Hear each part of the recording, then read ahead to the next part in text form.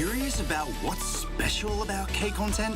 In recent years, Korean cultural content has taken the world by storm. So, what's your favorite K-content? Movies, dramas, music, exhibitions? Are you ready to take your pick? Starting with globally acclaimed K-movies. It's no longer rare for Korean movies to receive awards at international film festivals. And we can't talk enough about the K-drama sensation. It's not surprising that drama filming sites go on to become major tourist attractions. When we are on the topic of K-pop, we can't leave out idol groups. They are the driving force of K-pop. K-pop idol group members do not only have exceptional singing and dancing skills, but they have the looks too. I'm a huge fan. I really like Korean underground music. These days, talented K-indie bands are recognized overseas as well. Oh, and Korea also has a lot of music festivals. You can meet musicians of all genres at these events. Exhibitions happen in Korea all year round. I also enjoy going to the theatre.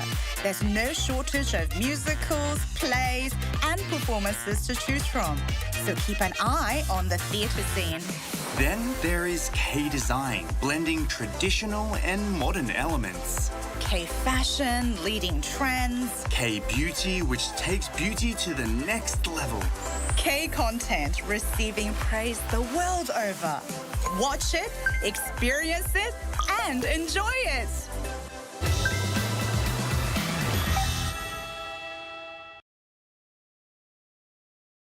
걱정마저 혹시 네가 걱정하고 있을까 봐 두려움에 떨고 있어 애써 숨기려고 하고 싶진 않아 오늘도 이 밤을 넘기기를 런던은 지금쯤 뭘 하고 있니 바다가 같은 나뭇잎은 춤추고 우린 그걸 따라했어 그게 초록맘이었지 아무 말도 하지 않은 오늘 울음으로 맞췄어 했던 거야 너는 아직도 하고 있어 그게 무슨 소용이던가 한 우음에 가득 담아뒀던 사랑을 했어 너 그래 우리 모두 가요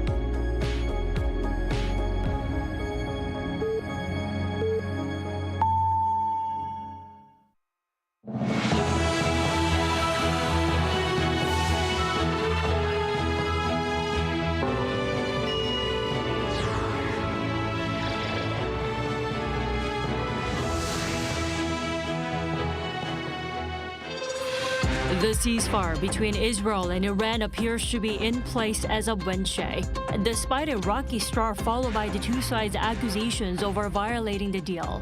U.S. President Donald Trump hints the U.S. would strike again if Iran rebuilt its nuclear program.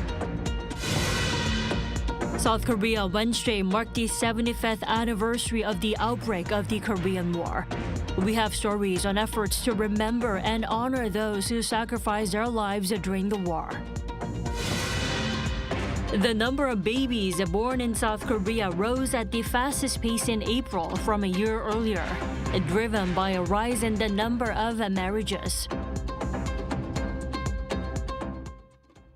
A ceasefire between Israel and Iran appears to be holding up for now, putting an end to 12 days of violence, while the Trump administration suggests it'll hit Iranian nuclear sites again if Iran reconstructs them. Our Choi Soo-hyung Lee Jae Myung with us tonight. U.S. President Donald Trump warned that if Iran rebuilds its nuclear facilities, he will launch another attack. At a press conference in The Hague during a meeting with NATO Secretary General Mark Rutte on Wednesday local time, he added that the strikes on Iran had set back its nuclear program by decades, saying that the facilities had been completely obliterated. There's one building, but that's a building that sunk substantially into the granite, so that, the fire goes right over it. I believe it was total obliteration. Iranian President Masoud Pezeshkian said Tehran seeks nuclear energy rights for peaceful purposes, not weapons. Iran held 5 rounds of talks with the U.S. since April, but disagreements over uranium enrichment remained unresolved. But he said Iran was ready to restart talks with the U.S. within an international framework. However, recent U.S. strikes on key nuclear sites have weakened Iran's position, making a quick return to negotiations uncertain. Meanwhile, the war between Israel and Iran apparently ended on Wednesday after a 24-hour phased ceasefire announced by U.S. President Trump, though both sides traded minor attacks during the truce. President Trump gave a strong warning to both Israel and Iran, accusing them of violating the ceasefire.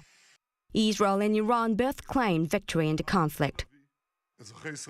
Dear citizens of Israel, during the 12 days of the Operation Rising Lion, we achieved a historic victory, and this victory will stand for generations.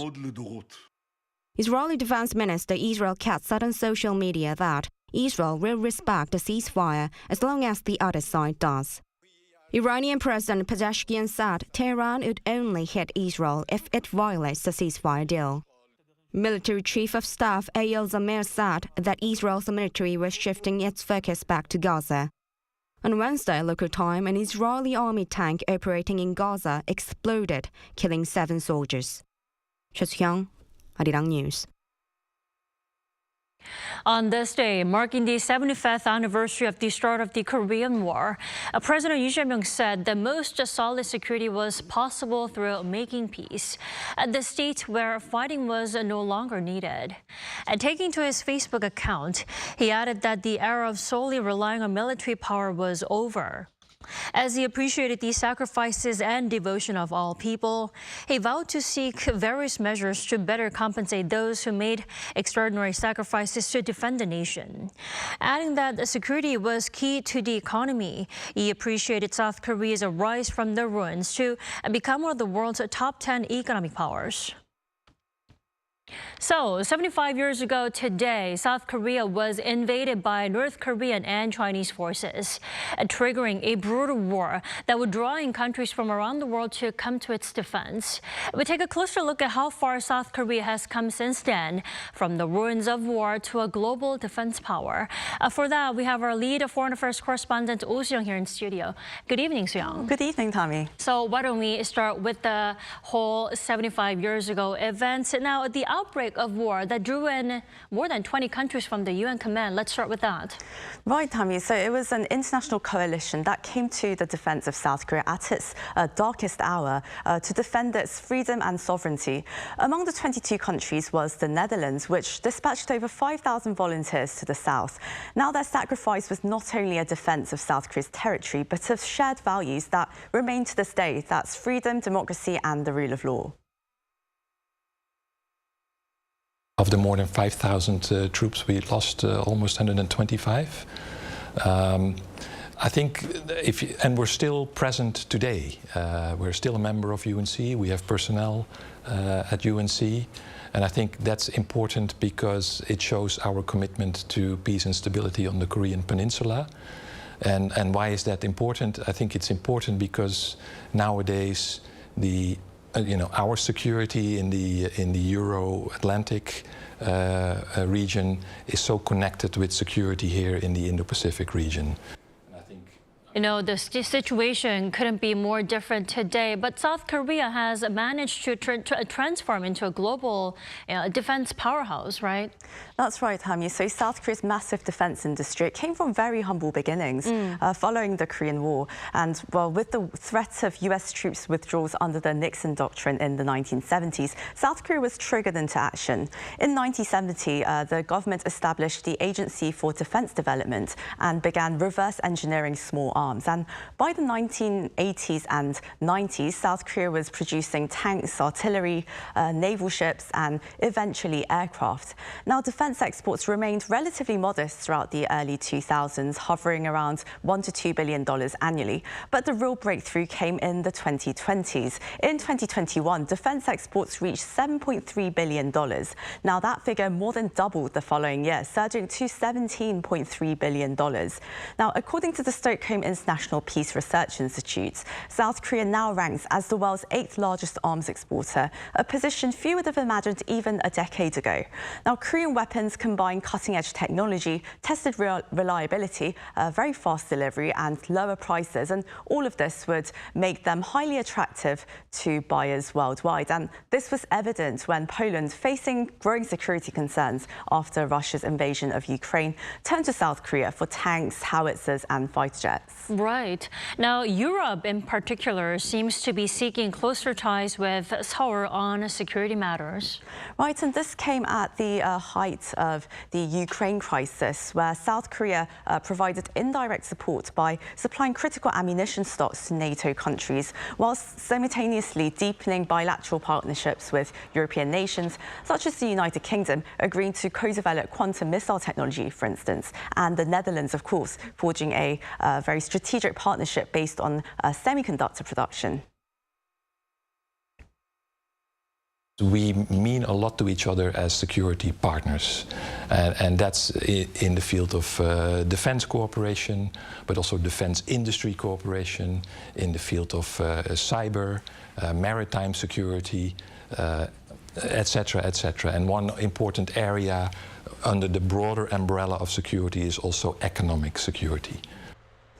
With NATO as a whole, Seoul forged a tailored partnership in 2023, agreeing on 11 sectors of cooperation between Korea and NATO, like anti-terrorism efforts, disarmament and non-proliferation, emerging technologies and cybersecurity. So beyond the commercial aspect, South Korea's security footprint is really has been quite established, building long-term strategic partnerships grounded in mutual trust. Indeed, and I do have to say another region of the world where South Korea's defense ties extend is the Middle East, right? That's right. So South Korea has been quietly contributing towards peace and stability in the Middle East over the past 3 decades. And it hasn't engaged in combat, but it's provided assistance in humanitarian efforts such as reconstruction and medical aid. It also plays vital peacekeeping roles with its ongoing deployments. Since 2011 to this day, the ARC unit in the United Arab Emirates provides elite training for UAE's special forces. The Dongmyeong unit in Lebanon since 2007 has been focusing on peacekeeping. They engage in community outreach and efforts to prevent clashes between Israel and the Hezbollah, as well as internal Lebanese conflicts. Locals develop great affection for South Korean troops. It's the same in Sudan and elsewhere. Korean troops consistently perform exemplary duties in peacekeeping or other missions. In this way, our overseas deployments have played a significant role in raising Korea's international stature. Alongside these deployments, Korea's defense exports to the Middle East have expanded sharply, from air defense systems and missile interceptors to warships and smart precision weapons. These nations ask Korea not just to sell weapons, but to share know-how. Our defense R&D institutes actively provide advice to Gulf states like Saudi Arabia. These countries want to benchmark our R&D models, facilities, and production systems. Thus, Korea is becoming an indispensable security partner for Gulf nations, not just as an arms supplier, but as a key collaborator in building their self-sufficiency. Seung, in a nutshell, what does this all mean for South Korea's role in the world and as security crises continue to mount globally? Well, just as they did in the 1970s when faced with, unsurmountable challenges, Korea needs to also be very innovative and be determined as well in facing all these brand new challenges, staying ahead technologically and facing up to this new geopolitical reality. And that's going to require investing boldly in next generation capabilities, expanding multilateral security partnerships, and most importantly, staying true to the values that brought the world to its defense 75 years ago. So I think what we share is a commitment to uphold the international legal order, a belief that we are both open, export-oriented economies. We can only, as middle powers, be who we are if we can operate in a rules-based international order. So it's up to us to uphold that, and that is, I think, the values that we share. Democracy, freedom of navigation, human rights. So these are important values. An extraordinary journey is set to come as South Korea develops as a key player in global security, Seung. That's right. All right, thanks for coming in today. Thanks for inviting me again, Tammy. Now, again, today, June 25th, marks the 75th anniversary of the outbreak of the Korean War. Even after 75 years, stories and sacrifices of war veterans continue to be recollected through efforts like this photographers who spent over a decade taking pictures of Korean War veterans. Our Kim Bo-kyung has this story. An American war veteran with a Korean flag next to him. He is a veteran of the Korean War, one of 1,950,000 soldiers from 22 countries who fought for freedom on the Korean Peninsula. Some call it the forgotten war, but with the belief that the war and veterans' memories should not fade away, photographer Rami has been documenting Korean War veterans under an initiative named Project Soldier. Since it started in 2013, Rami has met more than 2,500 Korean War veterans recording their stories. 지금까지 2,500여 명의 참전 용사분들이 인터뷰하셨는데 특히 인상 깊었던 인터뷰가 있었나요? All the interviews were meaningful, but Colonel William Weber stood out. When veterans see their photos that make them feel like real heroes, they often tear up and ask about the price of the frame. I usually say, I'm just repaying a small debt. But Colonel Weber told me I was wrong, that as a professional soldier, he simply did his duty, and Koreans owe them nothing. Photographer Rami's journey to document the veterans is not just to leave their stories behind. It is to let people know the value of freedom, and that freedom is not free. Sometimes military items were used in the photos to show that. The helmet is more than just equipment. It has a symbolic meaning of protecting peace and freedom. Each veteran wrote their name, military unit, and service time on the helmet before taking the photo, showing the lasting symbol of the freedom they helped defend. For freedom to truly endure, the sacrifices of veterans must be remembered, a message that resonates even with soldiers currently serving in Korea. Humboldt once said he was moved by how the photos captured the deep sincerity of senior veterans' commitment to freedom. Even for me, who's currently still serving, it has inspired me to make sure I do as good as I can every day in support of the ROC, U.S. Alliance, and UNC right now. And then I'm really hopeful that our younger generation can come and see the why life is so great here in Korea. The photographer now aims to go beyond documenting war veterans to share the stories of those who protect our freedom today. 이분들 다음에도 자유와 나라를 지켰던 수많은 사람들이 있었거든요. 주한미군 베테랑부터 경찰, 소방관. 앞으로는 이분들과 마찬가지로 자유를 지키는 수호자들, Guardians of Freedom, 이런 사람들의 얘기를 더 얘기할 예정입니다. 김보경, 아리랑 뉴스. Indeed, a picture is worth 1,000 words, but for some family members of our fallen heroes, putting a face to the name father is an indescribable experience. An Sung-jin has more. Song Young-hwan. He was only 26 years old when he died on the battlefield during the Korean War. His daughter Song Jae-suk was only 3 years old. She would go to the National Cemetery to remember him, but for her whole life, she knew little about her father and was even unable to picture how he looked. 사실 3살 때 돌아가셨는데 아버지에 대한 추억이 있었겠어요. 그래서 저를 할머니가 키우셨거든요.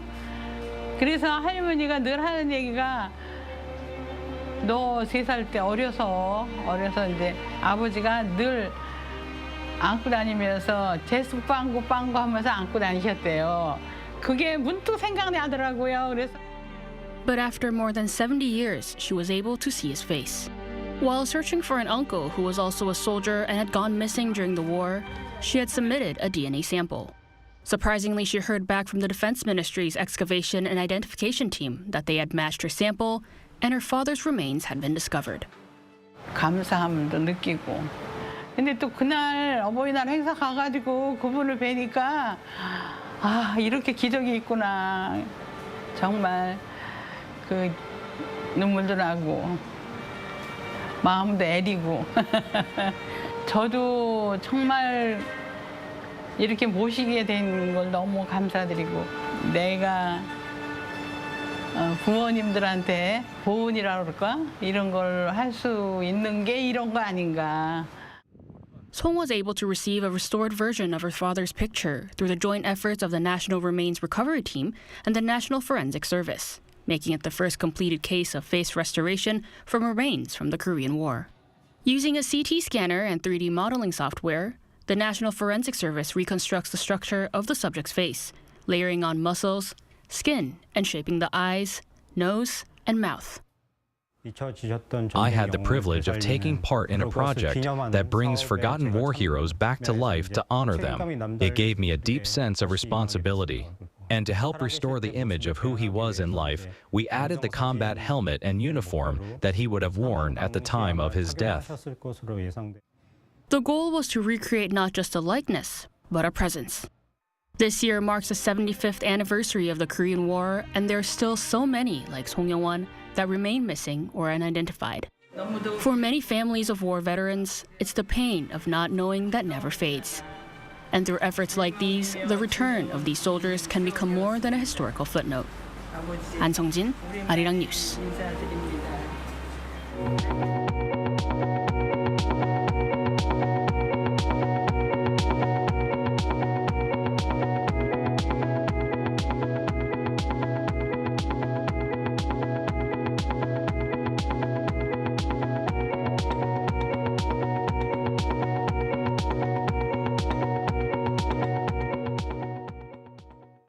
President Lee Jae Myung made his way down to Gwangju City on Wednesday to take time to sit down with citizens there and hear what they had to say about pending issues in the region. Our presidential office correspondent Song Yu-jin has the details. Communication has been one of the top priorities for South Korean President Lee Jae Myung. As part of such efforts, he held a town hall meeting in the southwestern city of Gwangju on Wednesday. Topping the items on the agenda was the long-stalled relocation of the Gwangju Air Base. 방법이야 여러 가지가 있을 텐데 오늘 최종 결론이 나지는 않겠지만 그 해결책의 단초를 한번 찾아보면 어떨까 싶은 생각이.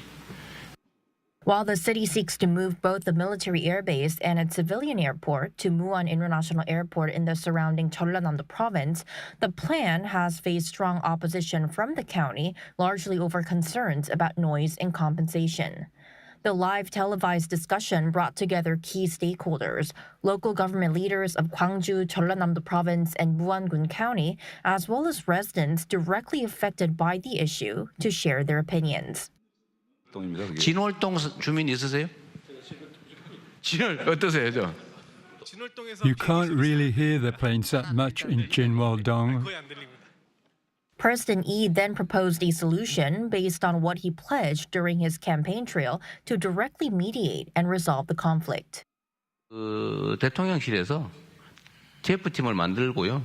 만들고 최대한 빨리 속도 있게 실제 조사도 좀 하고 이 주민들도 좀 참여시키든지 외부 전문가도 좀 하고 해가지고.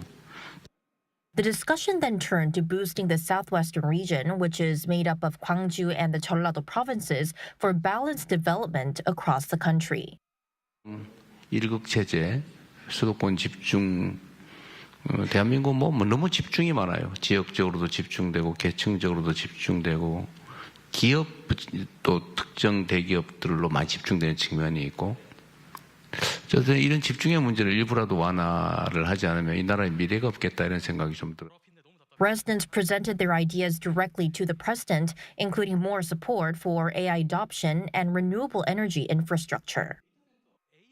It's not just about buying GPUs or building data centers.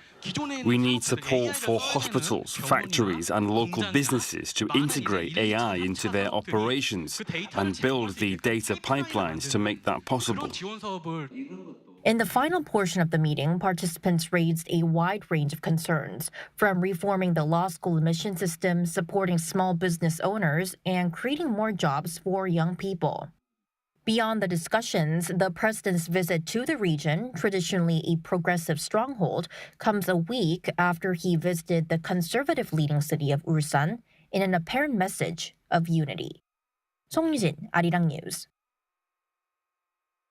New National Intelligence Service Director Lee Jong-suk has pledged to reduce tensions with North Korea while strengthening national security amid ongoing challenges. In his inauguration speech on Wednesday, Lee highlighted the critical state of inter-Korean relations and emphasized the need to ease military tensions and open dialogue. He also stressed the importance of advanced intelligence to address regional and global threats, particularly concerning the Middle East and U.S.-China relations. South Korea continues to see an uptick in the number of newborns. In fact, birth growth in April hit a high not seen in over 3 decades. Our Shin Se-byuk reports. South Korea recorded its sharpest April increase in birth in 34 years. Data from Statistics Korea released on Wednesday show that 20,717 babies were born in April 2025, up 8.7% from a year earlier, marking the highest year-on-year increase for April since 1991. With this, the number of newborns has seen on-month increases for 10 consecutive months since July last year.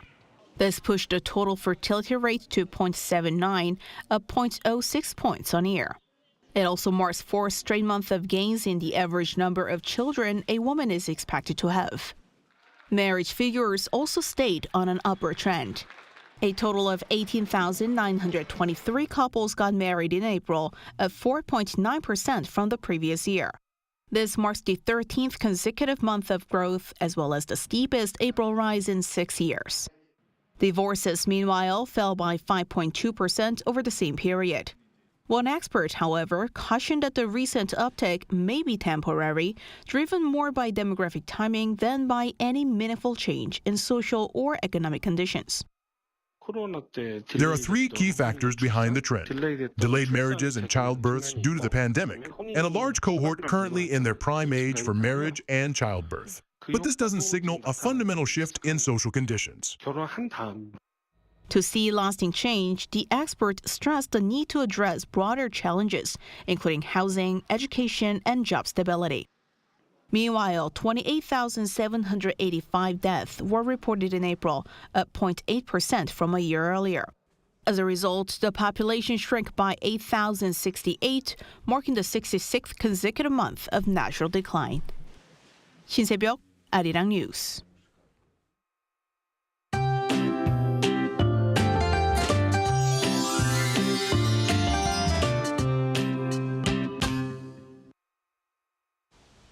The monsoon rain has eased off a bit in most parts of the country. The rain will mostly stop tonight, but some parts of Gangwon-do province and Chungcheongbuk-do province will continue to have rain until tomorrow morning. Until tomorrow morning, around 5 to 20 millimeters of rain is expected in Gyeonggi-do Province, Gangwon-do Province, northern parts of Chungcheongbuk-do Province, and Gyeongsang-buk-do Province, and around 5 to 10 millimeters in other parts of the country, including Seoul. As the monsoon rain takes a step back, daytime temperatures will move back up to nearly 30 degrees Celsius, mainly in inland areas. Tomorrow morning will stay warm at around 19 to 22 degrees across the country. Highs will move up to 29 degrees in Chuncheon, Gwangju, Daegu, Gyeongju, and Jeju. On Friday, more rain is expected in the Seoul metropolitan area and Chungcheongnam-do Province. It will then spread nationwide on Saturday. That's all for Korea. Here are the weather conditions around the world.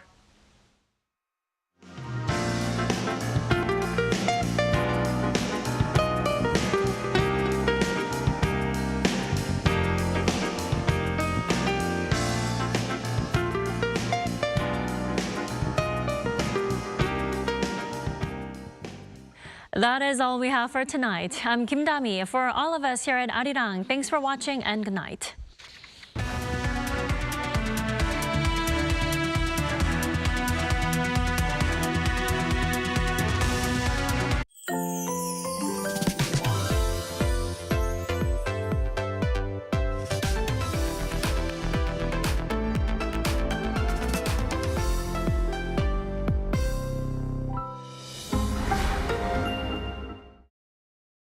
How to survive in Korea. Cafes. Step 1. Find a seat. Before ordering, find a seat. Laptop ID, smartphone, jacket, whatever that can mark your territory. But no bites. It's a little too big. Step 2. Pick up. We do not ask or call your name. We call out, B69 고객님. The buzzer will vibrate when your order is ready at the counter. Wait, got your straw? Keep the top of the wrapper on. Doing this is more hygienic. Step 3. Cafe etiquette. If you need to use your laptop, find a seat next to a socket. No extra charge for using electricity. But if you're staying over 3 hours, how about ordering another drink or dessert? Step 4. Last bite standing. There's a mysterious custom in Korea. The last bite standing. When there's about 1 bite left of that cake, nobody will go for it. You might be tempted, but don't be hasty. Right before you get up, take the last piece, saying that you simply can't waste food, or just leave it. It will save a few calories. Did you survive at the cafe? Did someone behind the counter catch your eye? Go for the same drink every single day. 오늘도 아이스몰차 라떼 드실 거죠? You might make an impression.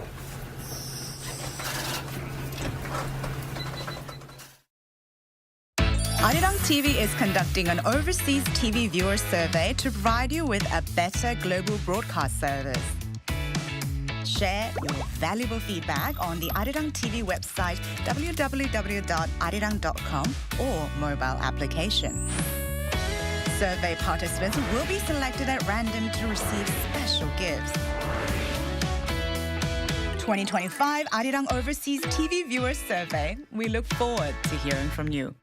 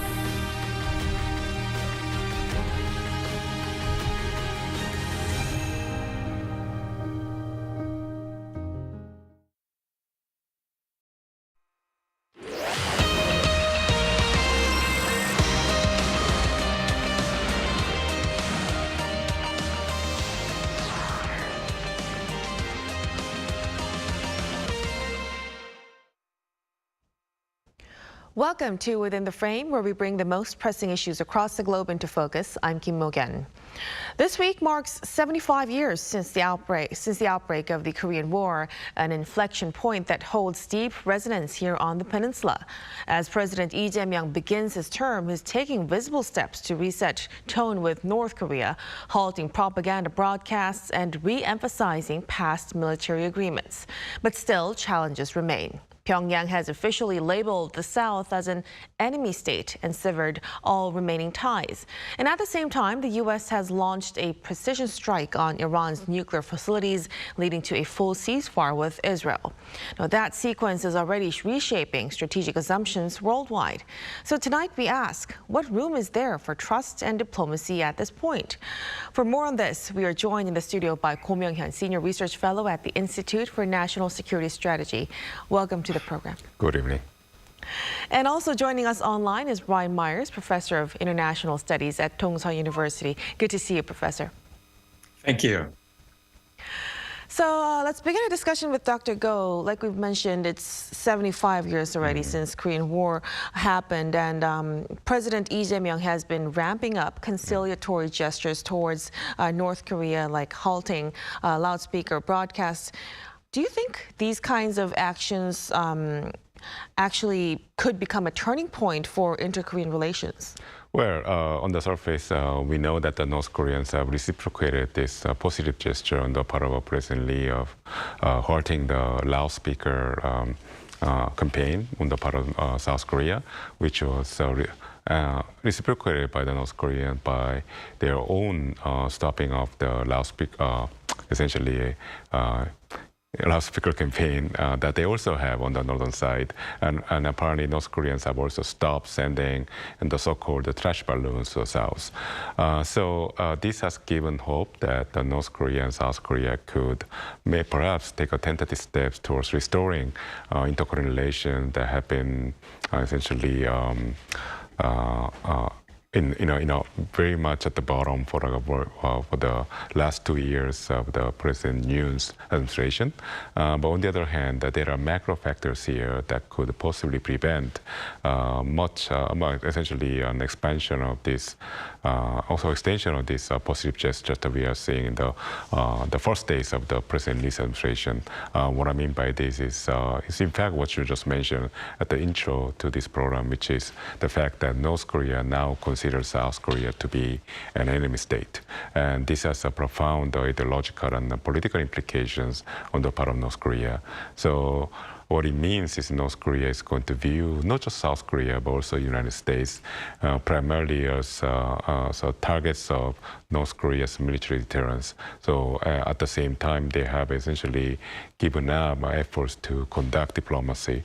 So this is a long-term policy line on the part of North Korea, so it's unlikely to be changed. Just because South Korea stopped using the loudspeakers to essentially conduct information campaign against the North. So I think it should remain to be seen, and it will also depend on what kind of policy measures President Lee is going to announce in the coming days regarding North Korea and the unification. Right. So though it's a positive opening move, there's still a lot of challenges remaining. Now, continuing from there, President Lee has consistently stressed restoring the September 19 military agreement since his candidacy. Professor Myers, can we expect some more concrete and forward-looking peace proposals from the Lee administration? And what measures are actually necessary to truly improve inter-Korean relations? Well, the important thing, as I see it, is just steady, routine cooperation, even in regard to small things. And we're seeing a kind of cooperation along the DMZ already, of course, at least a shared commitment to reduce tensions there. And I think we can expect the Lee administration to keep trying to get things going. And small steps like this are a pretty good way to do it. I would call it more of a German-style approach than the traditional South Korean approach of trying to get every big things going with splashy summits that never really lead anywhere. But we shouldn't get our hopes up too much, because before Kim Jong-un agrees to drop all that enemy state talk that Dr. Go was just talking about, he's going to want to see signs that President Lee will do more than President Moon Jae-in did to push back against American pressure. And the problem is that this new president has much less room in which to maneuver than Moon Jae-in did, because the whole geopolitical situation is a lot more difficult now. North Korea is fighting with Russia against Ukraine, for one thing, and the U.S. is trying to pivot away from NATO and toward Asia, and that can only mean more pressure on South Korea to be a good and loyal ally. So as I see it, the question is, can the two Koreas really improve relations even while the relationship between the United States and China gets worse? And I don't see how that can be done. And in bad economic times like now, the South Korean public is not going to want President Lee to risk offending Donald Trump too much. So while I hope and I think that working level communications between Seoul and Pyongyang can perhaps be restored, I don't see any big summits taking place, anything of that nature, until the Americans start talking with Kim Jong-un. I think that would have to come first. Right, especially since a lot of things have changed since the Hanoi summit. We'll really have to see how things unfold. But speaking of challenges, Dr. Go, it's noteworthy that North Korea has unilaterally declared South Korea as an enemy state and severed all communication lines.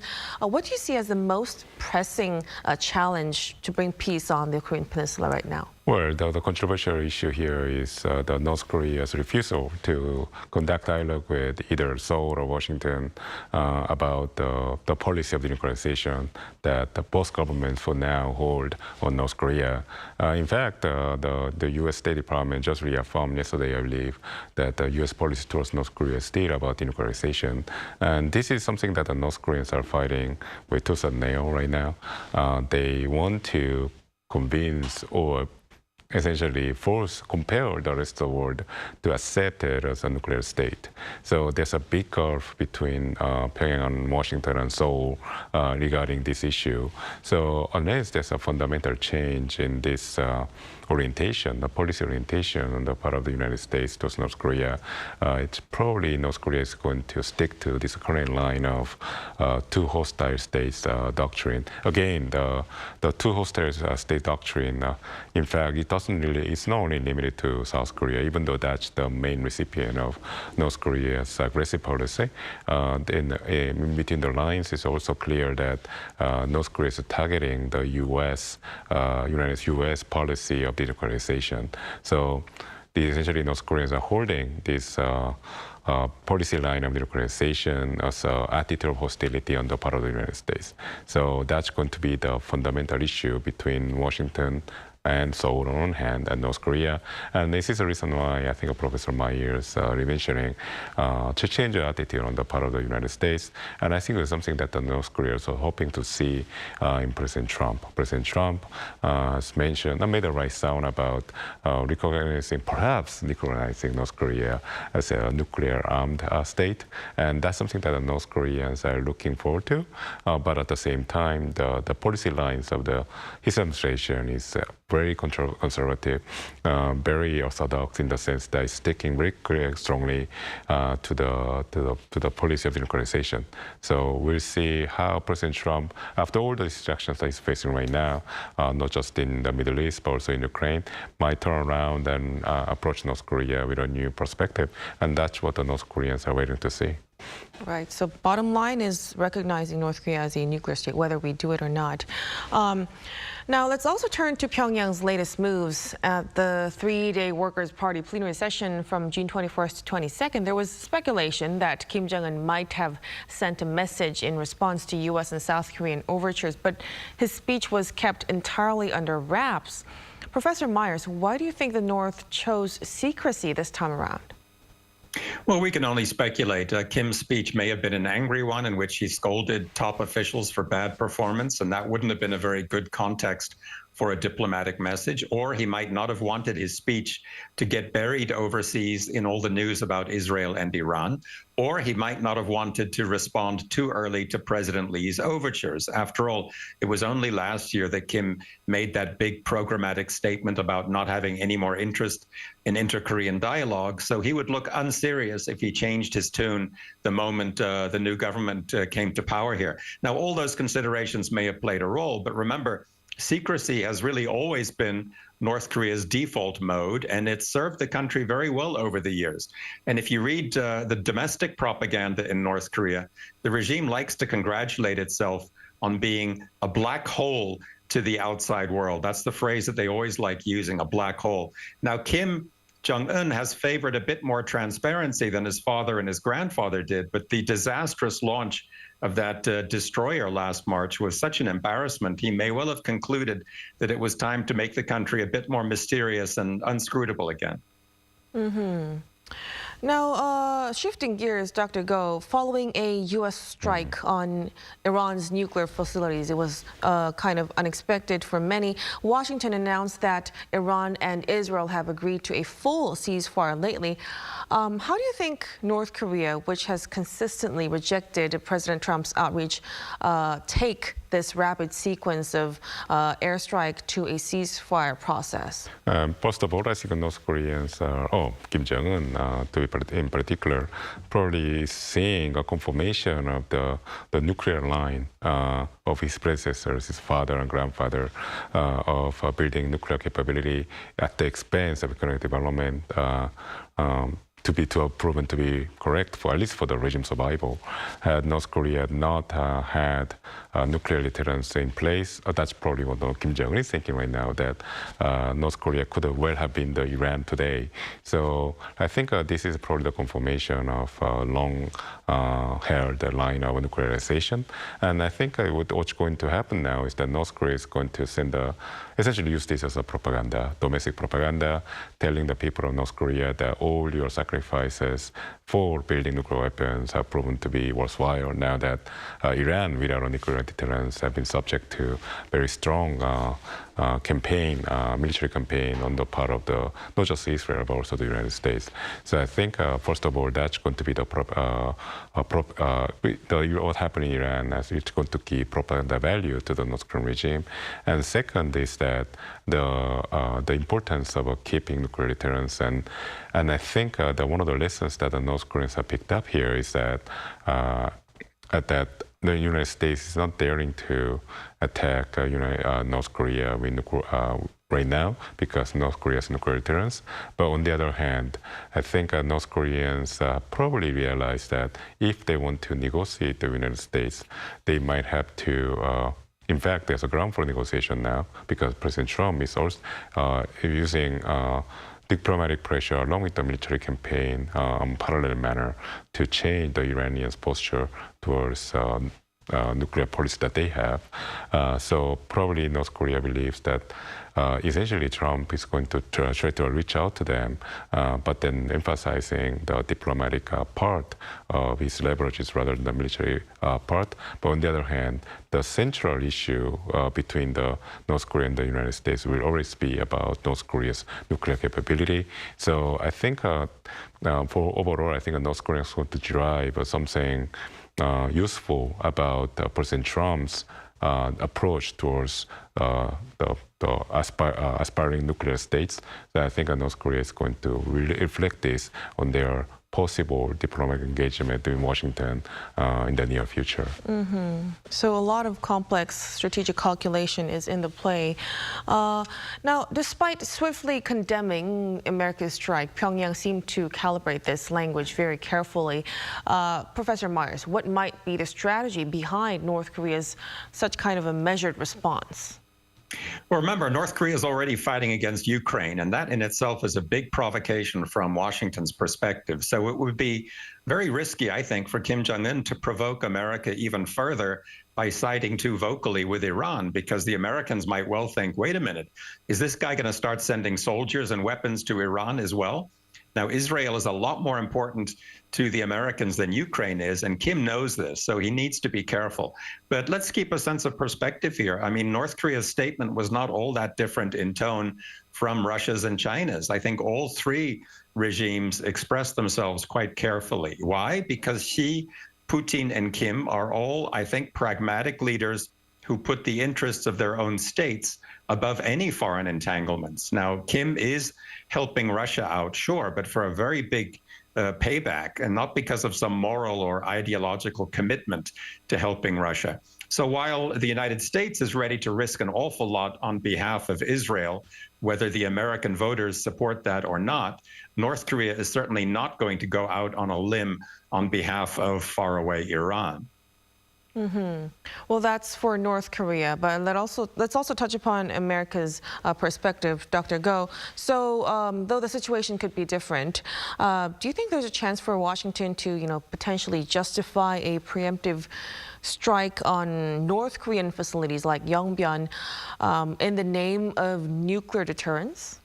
It's quite unlikely under the current presidency of Donald Trump. I think President Trump was subject to under tremendous pressure from his MAGA base because he had to decide to conduct very limited military campaign against Iran.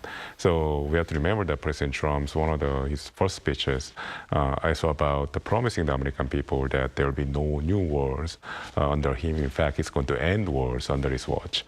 So engaging in North Korea in denuclearization military campaign of the aim of denuclearization, it will have to be massive. It's a massive scale operation because the chance of escalation from limited military campaign to a full-scale war in the Korean Peninsula is very high. Unlike Iran and Israel, they don't share a common border. They are separated by at least 1,000 kilometers of other countries' territories, whereas South Korea and North Korea essentially are joined at the hip. So in that sense, the escalation risk is huge here. So President Trump, if he wants to engage in, say, a limited, focused, precision strike campaign against North Korea's nuclear facilities, will have to prepare for potentially a full warfare against North Korea involving millions of soldiers. So that completely precludes the risk, the chance of using military means only to target North Korea. So we have to remember again that how the United States entered the air campaign against Iran. It was only because Israel had proven to the rest of the world that Iran had no effective air defense, and the leadership was in disarray, and the Iranian regime was completely penetrated by the Israeli intelligence. So those are the base conditions, which are very tough conditions to achieve for North Korea right now, that Israel had met, and that's only when the United States had decided to enter the fray, and even then it was a very limited scope. So we don't see any of the conditions being met anytime soon in North Korea. So a chance of a full-scale war in the Korean Peninsula is completely misplaced in my view. So a very different situation now. Then President Trump's latest strike actually signals a shift from diplomacy to force, a show of unpredictability in all. What kind of posture do you think North Korea will adopt going forward in its dealings with Washington, Professor Myers? Do you think they'll avoid or engage in dialogue? Well, I don't think the strike on Iran is greatly going to change Kim Jong-un's position either way. The North Koreans know that Israel is a very special case. It wields enormous influence over American foreign policy. And this has actually been a very popular topic in North Korean propaganda for at least 30 years.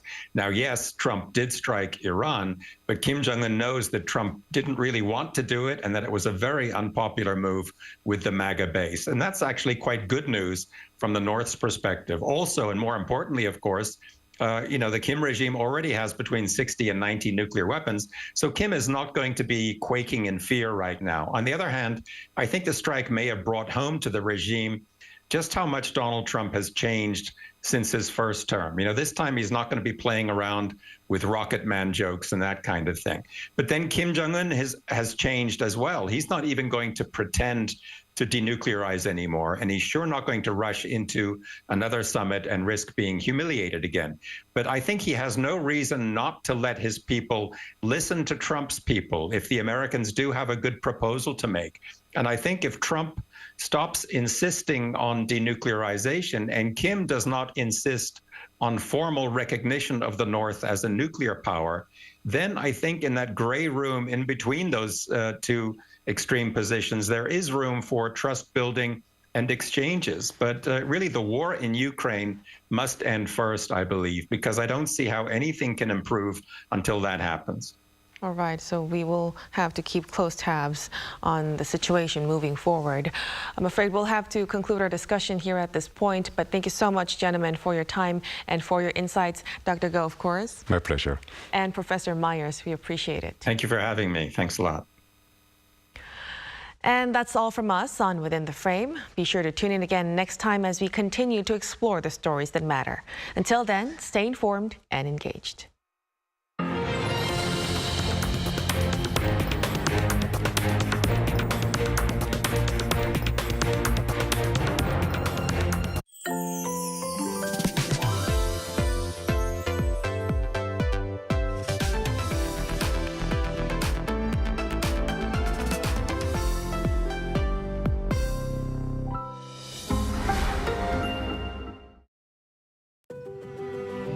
도시는 세계와 연결되어 문화를 창조했고 새로운